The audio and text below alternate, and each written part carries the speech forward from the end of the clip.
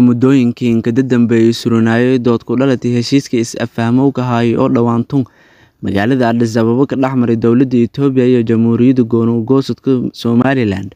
Waraysi cusub wasiirka arrimaha dibadda Somaliland Ciise Keyd oo su'aalo dhowr ah la weydiiyay wuxuu sheegay in ay dhaqan gal doona heshiiska is-afahmowga ahaa ilaa Itoobiya iyo ku aqoonsadaas Somaliland.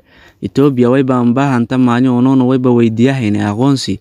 Wasiirka wayba kaloo sheegay in aqoonsiga muddo badan iyo dagaalamayeen waan walanka muhiimsan ee dadka reer Somaliland iyo baahanyin iyo dooshiisa raasi. Warar dheeraad ah ku baahaya dayuurada saaranayeen wafdi Itoobiyaange ana soo la xakunagi hawada Soomaali.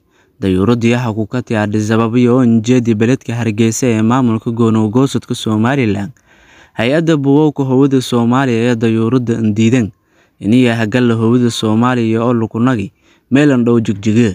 Saraakiil ku tirsan dowladda Soomaaliya sheegeen in dayuurada diideen hoggaansanta amarka dowladda ka hor intii aan ka qasbanaana hay'adda buuqka hawada Soomaaliya inay hawada ku hirata dhammaan dayuurado ku kooyay Itoobiya. Weli ma ku hadalna dowladda Itoobiya iyo Somaliland aanan